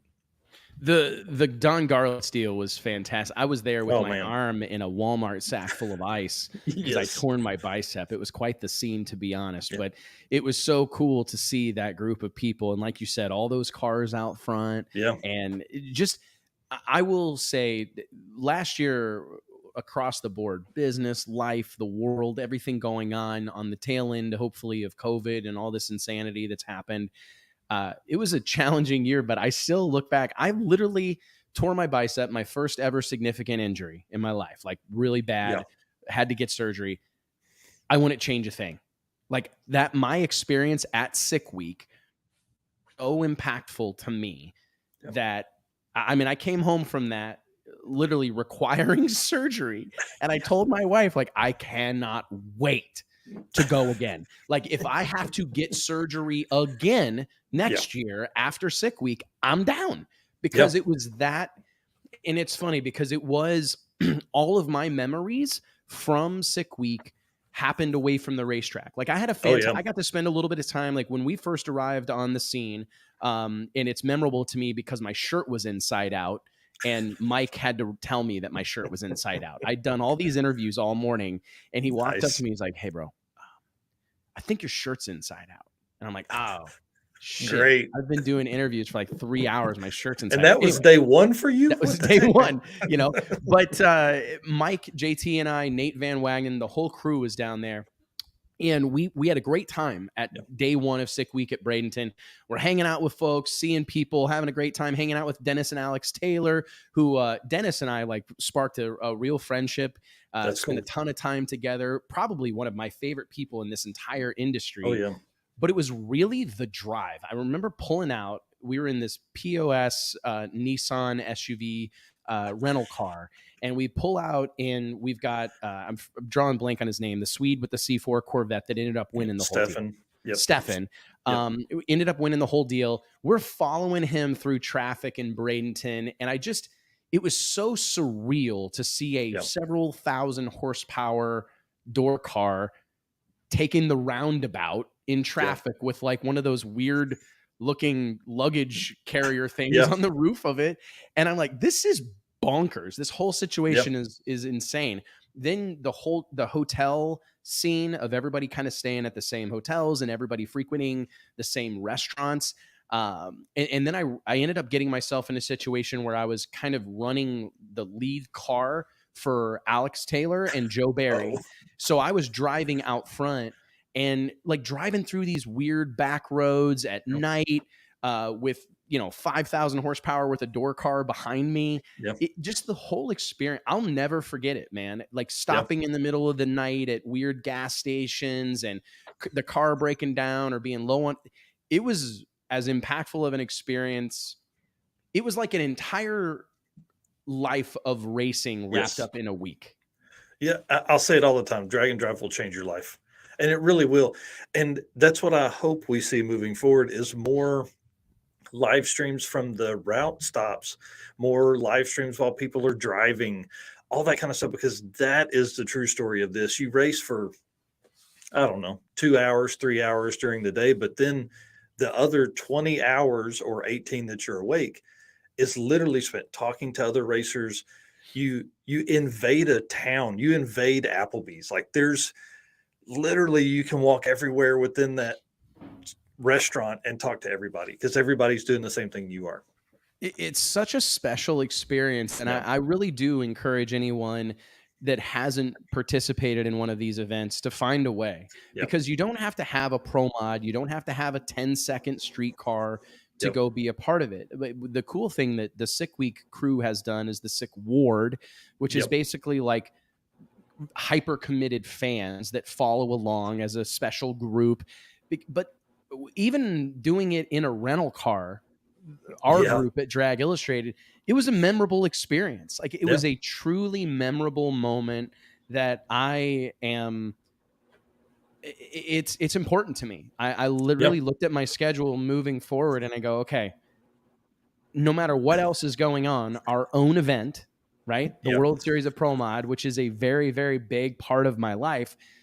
I've kind of had to face facts that like, it's important to me that I go on Sick Week. I had plans last year. This was before we had announced that we were going to do the World Series of Pro Mod again. But I wanted to have a car there. Like I was literally scouring racing junk for like an old pro stock car. I'm going like, I'm going to find an old single frame rail, old Haas car, an old pro stock car, something that I can buy for a reasonable amount of money. I'm going to put an LS deal in it with a turbo. And, and I'm going to go do what Nicky Bobby did and run 7.0s all week. Run a 6 one day. I think that might be the most impressive. That car resonated with me because it as impressed as I am by the Dave Schroeders and the Tom Baileys and the Joe Barrys, if you're really being honest, that is beyond the means of most folks, right? I mean, those are exotic builds that are state of the art, extremely nice, best of the best, Steve Morris, Pro Line, blah, blah, blah, all this high-end equipment. But then you look at Nicky Bobby, and Nick Taylor, right? You look at this part of our Drag Illustrated 30 under 30 in 2022 or 21, excuse me. And this is an old like Willie Rails pro stock car, not, nothing crazy exotic. He probably bought that thing rolling for like 18 grand or something. Yeah. It had a big block and big tire car, and they'd never had a big block and they'd never had a big tire. And they raced it like that for a couple months, and they were like, nah, we're small tire people. I mean, I was genuinely impressed that they showed, and I think that car generated as much buzz as any other car on the property. And now granted, Nick's got a huge following on YouTube and a big following on social, and that certainly helps. But I do think that relatability factor, like hardcore drag racers know that that's an attainable thing. They go, you know what? Me and a couple of my buddies can pool our resources and we can do that shit. Like that is not impossible. Because you look at some of these builds and they're very exotic and twin turbo, this, that, and the other, 500, 600 cubic inch. And you go, all right, that is probably beyond, that's not quite feasible for me, you know? Well, and like Joe Barry's car and what was, Nick Taylor was intending to that, which is like, steel roof and quarters car. Joe Barry's is one of the nicest ones that's out there. Like, you go from his car that doesn't have a lot of composite pieces on it. And then you go to the complete opposite ends there with Bailey and Schroeder's cars that are full on Pro Mod, all carbon bodies. So I love the unlimited iron class, which is that next level up. Those guys that are mid to high sixes, low sevens, things like that still keep a stock proportion body, and all that. So unlimited iron is one of my favorites. That and then street race, the 850 guys. I thought it was cool. Yeah, the 850 class. That was the class that I think Doug Cook was racing, right, with the Mustang El Toro or whatever. Yep. Because that's another category that I go, all right, that is attainable. That is not something that is beyond. And that's where drag racing, that's where I think we oftentimes struggle, like as a sport, is that it just gets so far gone so quickly that it just exceeds, it's beyond the realm of reason for most human beings on the planet. And I think oftentimes, we've talked about this right here on the show, is that it's a challenge sometimes, because if your kid has a passing interest in motocross racing, you can literally go to your local Honda shop and get him the baddest dirt bike known to man for $50 a month for the rest of your life. You know what I mean? You can go finance that. That's not, that opportunity really doesn't exist when it comes to drag racing, right? You can't get your kid the same thing that Brittany Force has for a monthly payment, you know? But when you look at some of these categories, like, the street race category or street, whatever it's called, street race, that isn't, it's crazy to say that an 850 quarter mile car is at all attainable. But in this day and age, with the technology that exists and the parts and pieces that exist, it is very attainable. I was blown away, to be honest, Michael, with the amount of like what I would call real street cars, like the Cadillac CTS-Vs, late model Corvettes, Camaros, ZL1 Camaros that were, 9-10 second cars that were being driven with the windows up, air conditioner on, comfortably cruised down the highway. I think that was significant and very impactful. How many cars, I know they sold out again. How many cars can we expect to see out there on the tour for Sick Week in 2023? 350 is their max count. Okay. And you'll see, day one is always interesting because you have day zero testing, which is always a good idea to maybe not do if you just put your car together and you want to be, if you want that number on the list, you probably better wait until day one to make your first sets of passes, because there are a ton of cars that break on day zero and don't get to make it. So, day one we'll have 350. By day 5, we'll see anywhere from 15 to 18% fallout from the event. So the biggest thing for these guys that stay in, and that's one thing we're going to focus on with the channel this year, is how do you survive? What parts do you use? How do you use the parts that you've put in your car to survive a week of racing? Do you have any insight on that currently, Michael? Like, what do you whenever you talk to racers, and I know you deal with a lot of these folks, like, is there I kind of like off the tip of my, or off the top of my head, I'm going, all right, I would have starters for Chevrolet starters. I'm having batteries. I'm having a couple of fuel pumps. I'm probably bringing a couple of fuel regulators if I've got something, like what are the things that you hear the most about? Cooling, number one. Don't use some weird exotic thing you can't buy anywhere, right? Cooling, so radiator and water pumps. If you're going to go electric, then you need to also worry about your electronics. Alternator batteries. Is your wiring up to handling that? Because everybody's car can handle a weekend of racing, because it's going to literally run for an hour all weekend. But you may sit in traffic for an hour idling, and your fan's blowing full blast, trying to keep everything. Your water pump is on max. It can't pump any more water, and you're still overheating. So like, what does that do for your entire system? Now you're running headlights, taillights, blinkers, all that kind of stuff. You've got your cigarette or your USB port inside, charging your phone. Is your wiring up to date? And then, like Motorsports Paparazzi says in the comments, fuel pumps. A Walbro 255 fuel pump will get most of the cars that we see back to the track. And like the Summit brand truck is there, and they're going to have some fuel pumps in there. They're going to have some water pumps in there, things like that to get you back, to get you going. And they may even be behind you coming your way, right. as you're on the side of the road. So cooling and wiring loads are the biggest thing we see everywhere. It's a war of attrition. I think it's easy to get caught up in like going out and trying to lay down this Hail Mary bonsai pass. But to your point, perhaps need to lay up a little bit early on just to make sure that you're going to be able to be there at the end, Yeah. A great story I was looking at earlier is Alex Taylor from Drag Week this year. She went 7-0s 3 of the 4 days, and one day she went a 13-6 because they had the trans out, I think, 3 times. So just making the trip should be your number one goal every time, because at one point during the trip, you're going to be, I don't know how far South Georgia is from Orlando, but it's at least 300 miles to Bradenton. So at some point, you're going to be 300 miles from your truck and trailer. So you have better have tested early. One of the biggest benefits guys have for 23 is there are events coming up. We have more events than we've ever seen ever.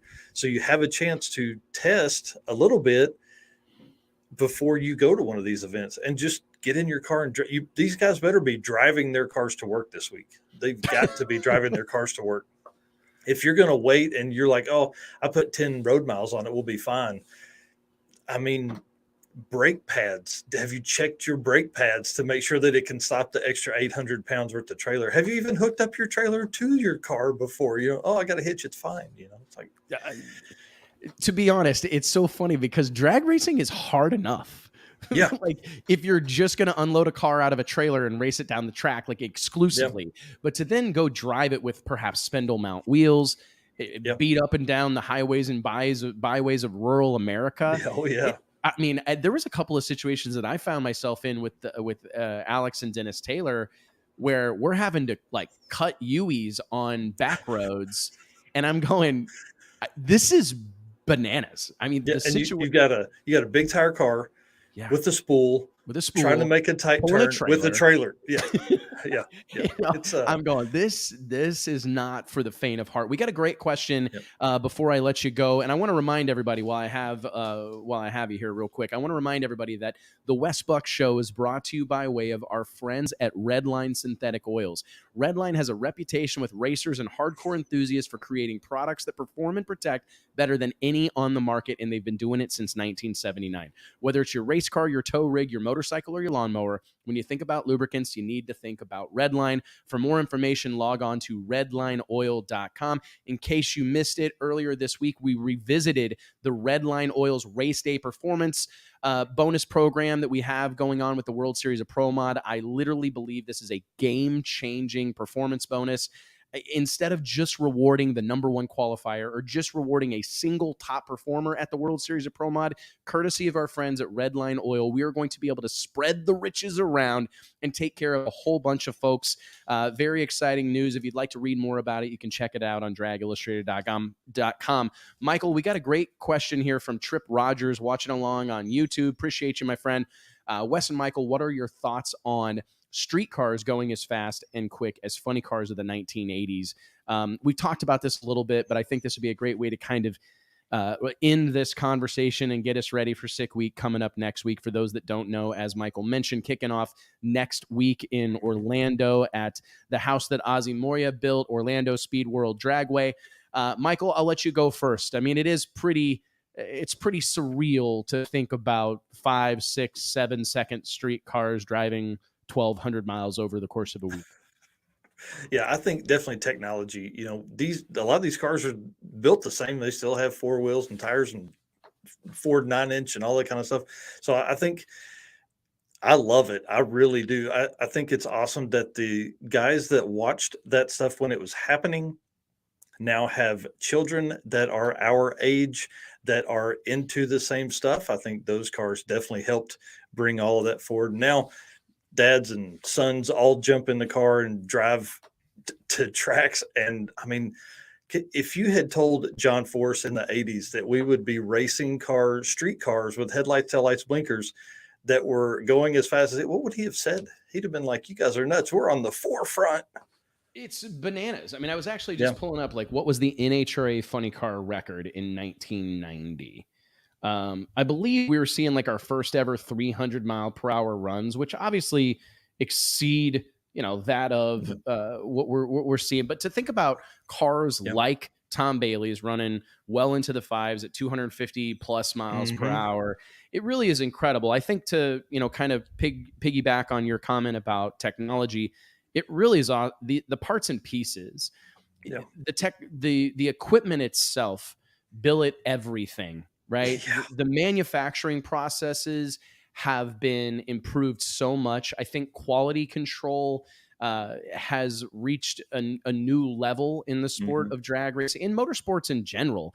I think expectations are so high in 2023 that we just expect everything to be as advertised. We expect everything to bolt right up. The expectation is so much higher. The parts and pieces are so much better than they were 5-10 years ago, let alone 20-30 years ago, that while it is shocking that these cars run like they do, I remember growing up, not even when I was growing up, like after I was out of high school, I graduated high school in 2002, early 2000. You start talking about making 1,000 horsepower. You're talking about a solid roller, 620 lift, crazy exotic of fucking race car, right?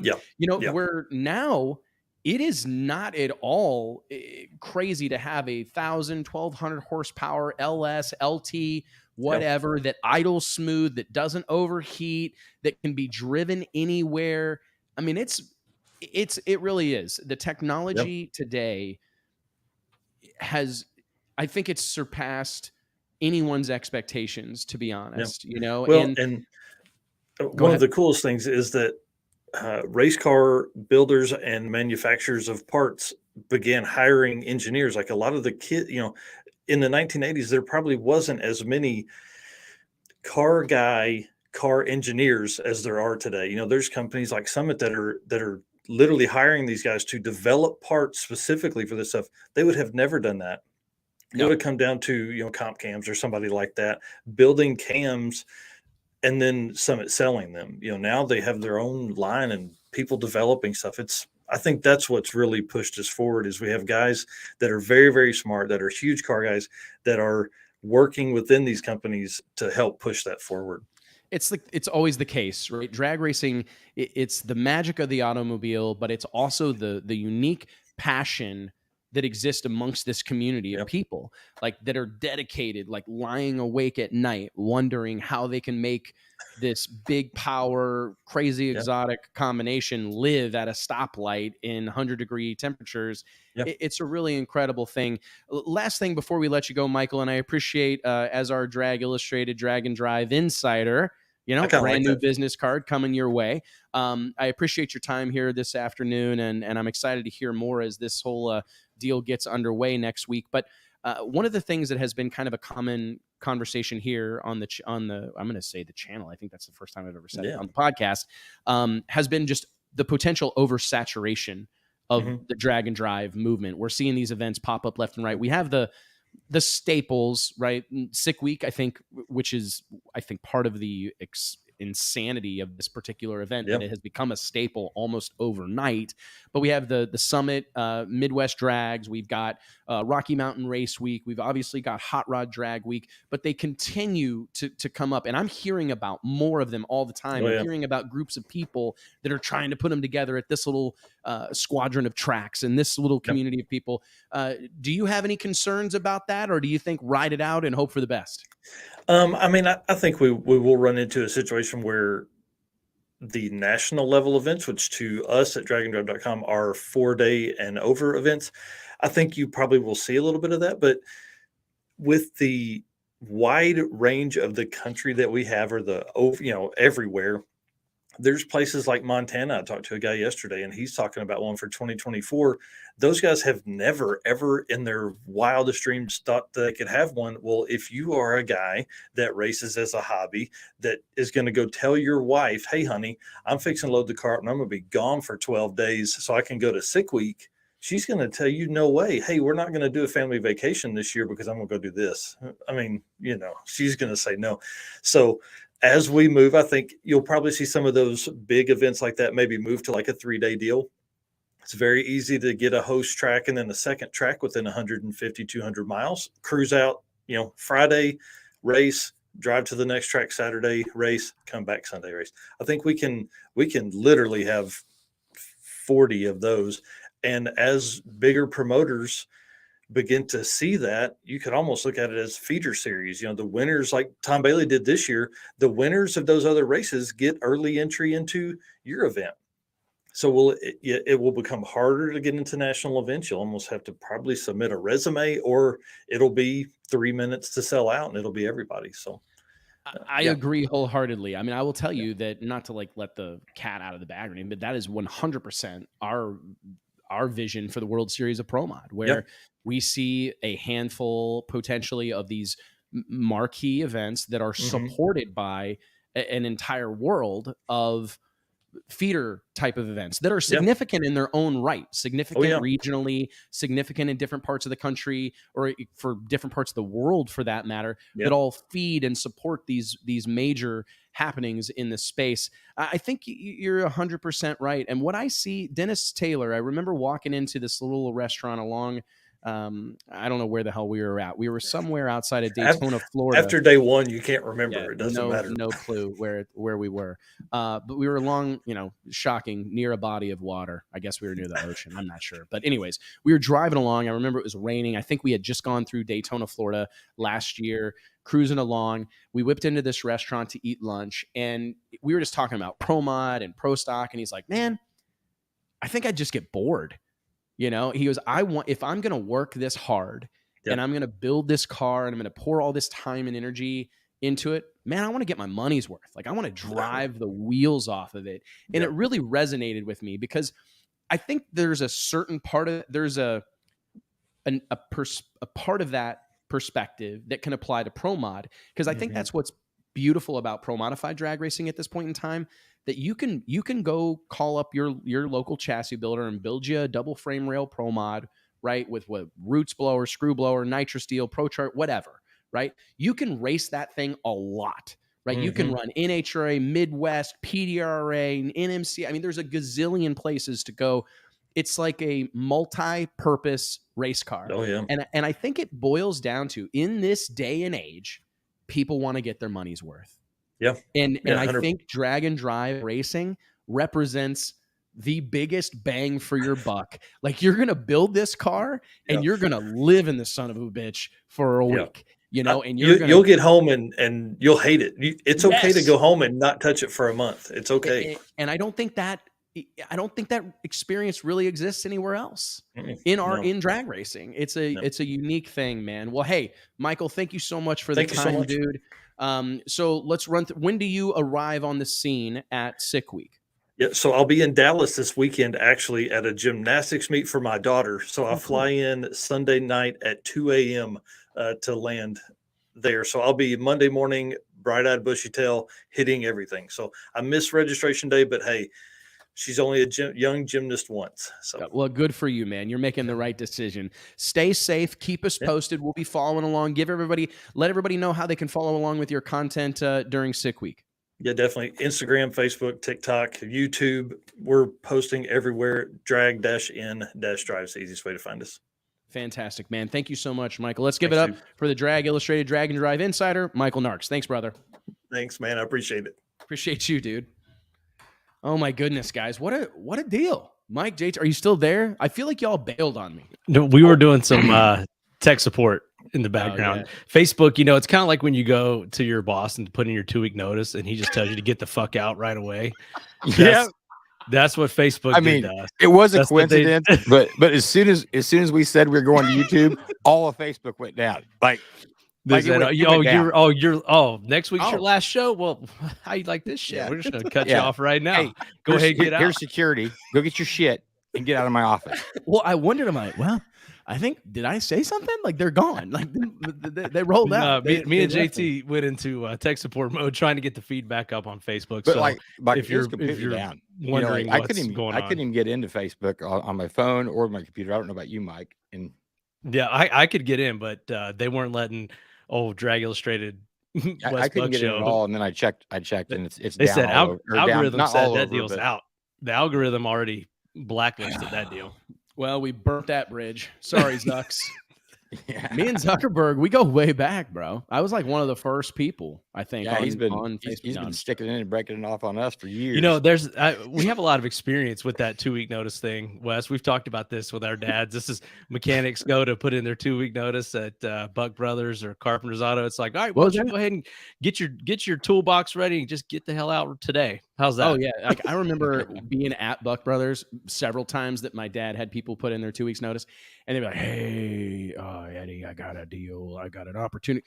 Oh, okay, yep. Just go ahead and load your shit up and leave. Yep. You roll. I'll help you roll your toolbox outside. We don't need you. We don't need you pissing everybody else off in the company on the way out. Unemployment insurance is sky high at Buck Brothers and Carpenter's Auto. My goodness, man. My goodness. Michael Narx, what a great job he did on the show today. Do you agree? Yeah, he did great, man. Great guy. It seems like, yeah, man. Yeah, I like him. And I really do have. I'm like all sorts of in my feels about not being able to go on all of 6 weeks. It does. That I honestly met thought Michael. We met him last year at the kickoff party, right? Yeah. At the Freedom Factory. Yep.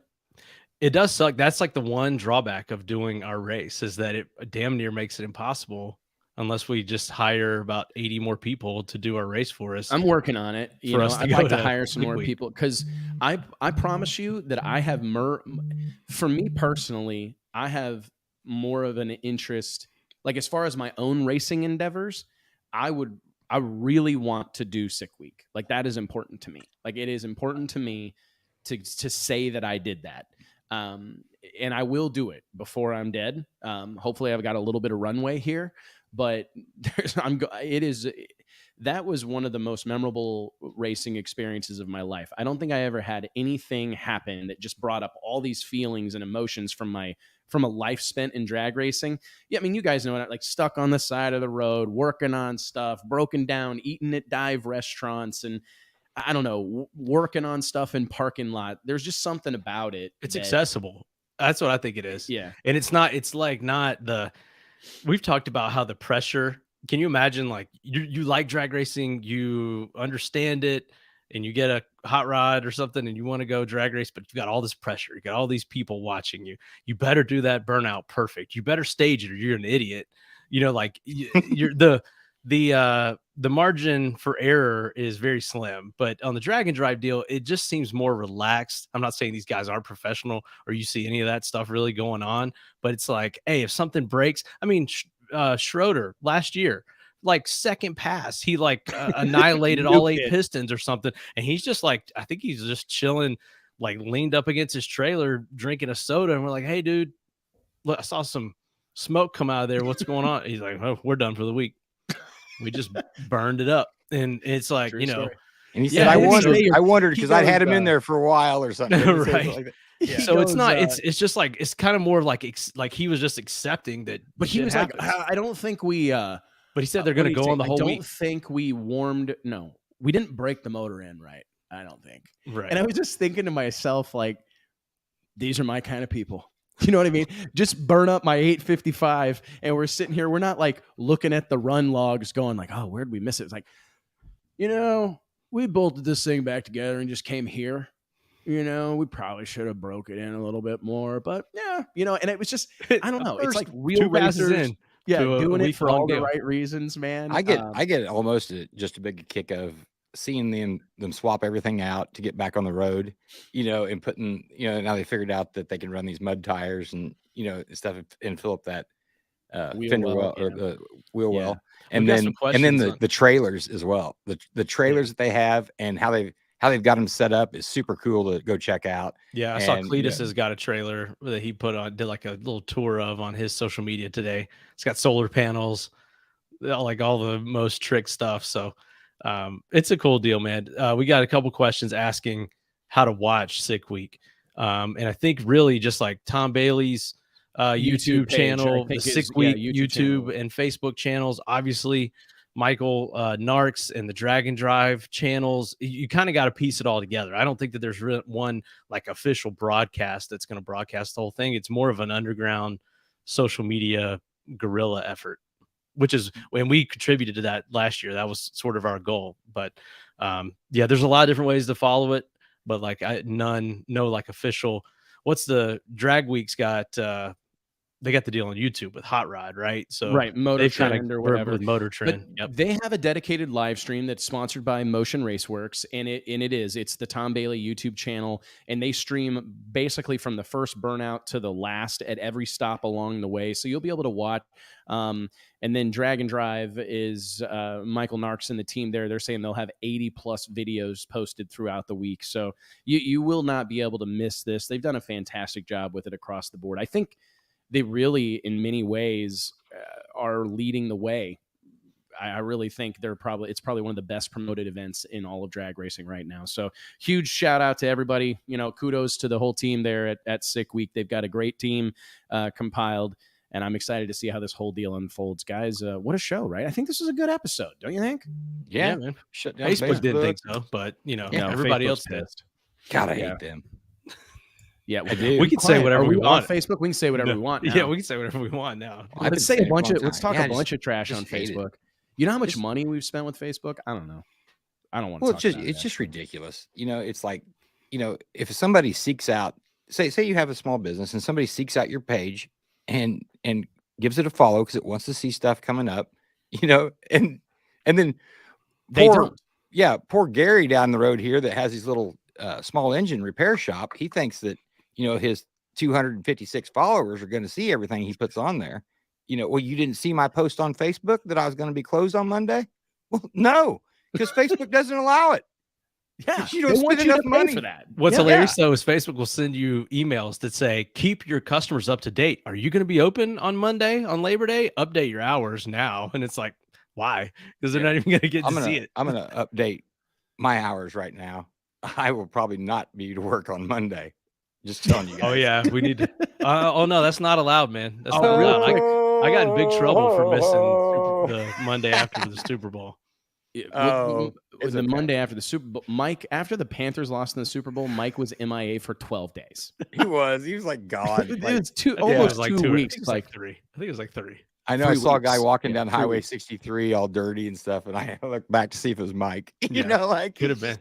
What's around. Let's do Super Bowl predictions here real quick, and we'll cut this bad boy loose. Man, they do such a good job with all the they make everybody look You need bad. to throw up your graphic on here, JT, of Fletcher's potential parking options. Yeah, I've been I didn't run that by you guys yet, but Fletcher Cox thing. I thought Fletcher might join us. He said he's got something else going on. I told him it's so funny. I said, "Hey, big dog, you want to come on the show this afternoon?" He's like, "Man, my schedule here is nuts." It's like, well, no way. Are playing in the Super Bowl, so that seems to make sense. How do you feel about the Chiefs this weekend, buddy? I feel pretty good. It's all going to depend on, who if they're healthy or not. I don't think Mahomes is going to be 100%, but still, I feel pretty good about it. I watched a segment on ESPN yesterday, Mike, that talked about like how good the Eagles defense is, but how they lapse. Like there are moments where they're not able to. Well, let's get that. Quantify what's happening. We can score on anybody. The Chiefs can score on anybody. So it's going to be. I think it's going to be a great game. Do you think it's going to be like a shootout, like a high scoring affair? I don't know. It's hard to tell with the Super Bowl and like the nerves. And I feel like that a lot of that plays into it. But that's the one thing, I guess we've been to, Mahomes has been to the AFC Championship every year that he's been a starter. So five times. And to the Super Bowl, this will be the third time. And you can kind of tell, though. I don't know if you guys have noticed that watching any of this stuff this week. Man, they look like they're having fun. They look like they're relaxed. I think both teams kind of have that vibe. They both are relaxed. Cool. And then Andy Reid going back, and he knows, like he drafted Fletcher, and a couple other guys. I didn't know that. And Andy and Jason Fletcher. Kelsey, I believe, and I think someone else too. So yeah, and I heard this interesting thing. I think that's going to factor into the game is that Philadelphia they kind of backed into the playoffs, is what they say. Lost those last couple games. Jalen Hurts was hurt, and then you get the bye, and then they kind of just run through their opponents. And would you rather be in that position going into the Super Bowl, or the Chiefs, who they were in a lot of close games all year and kind of had to rally more times than you expected? And then even in their game last week, they're in a dogfight, and it's like, which one is better, sets you up better for the Super Bowl? Yeah, I think I'd rather be like the confidence level up that knows that you can put it away. Because they were pretty dominant in the first half of that game, last week, and then kind of let them back in. Mahomes was hurting. Defense stepped up when it needed to. Burrow had a couple opportunities to bring him back downfield, and the defense actually stepped up. Don't you think the Chiefs are suffering from what we talk about all the time with the Ricky Smiths and where you're getting Eric and you're getting everybody's best effort? It is, it's a statement to beat the Chiefs. And I think that every weekend they are getting that's why every game was close with the Chiefs. Yeah, they said that you get people going for it on fourth down, onside kicks, taking chances. And that's the rare thing that I think is that's the unique challenge that comes from playing out front. The Chiefs were the worst team against the spread this year in the NFL. Yeah. So whatever line they set for their games, they were way all over the map. Here's the parking that I came up for the World Series of Pro Mod, and I didn't make it very far, but yeah. Basically, if Fletcher takes it easy on Mahomes, him and Joe are going to be parked right up here, premium spot, right behind the grandstands. Yeah, literally. And basically in the lane, binoculars to see back here at the very, very back over here. That's Fletcher and Joe. If Fletcher has 0.5 or more sacks, so. I'm trying to do my part here. If I got to threaten stuff like this, it's fine. But you've got the authority to make that happen. I hope Fletcher's paying attention, dude. I really do. I know. I tagged him in it, and then he commented, and I'm like, yeah, he probably didn't have much going on Super Bowl week, media day. No, I don't know, dude. I'm excited about it. I think it's going to be a great game. I just want to see. I want to see a high score, not like crazy high scoring. I think it's going to be. I think it's going to be a really good game. It would surprise me if it's not a field goal game. Yeah. I wouldn't be surprised either.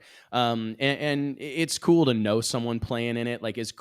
Obviously we're Homer Chiefs fans and whatnot. It's the hometown team, but it is cool to know Fletcher Cox, somebody that I know personally, is pursuing his dream and competing on that field, on that going stage. For his second Super Bowl. For his second Super Bowl. And I think he's a pretty incredible correct thing. me if I'm wrong. I think we looked this up. I think Fletcher's a free agent after this year, right? I think he's on a 1-year deal. And I think Fletcher's got some drag racing aspirations when he's done. I wonder if they go out and win another Super Bowl. Wonder what that does to his decision making. He could finish out his career with the Chiefs. No, yeah. Oh, that'd be dope, wouldn't it? That'd be pretty cool, man. That would be cool, man. It really would be. We had somebody ask at the Guy headquarters. Carlton. I know he can move into the office there in Kirkville. Yeah, he would. His tight ass. He'd be like, "Oh, can I rent in here for $100 a month?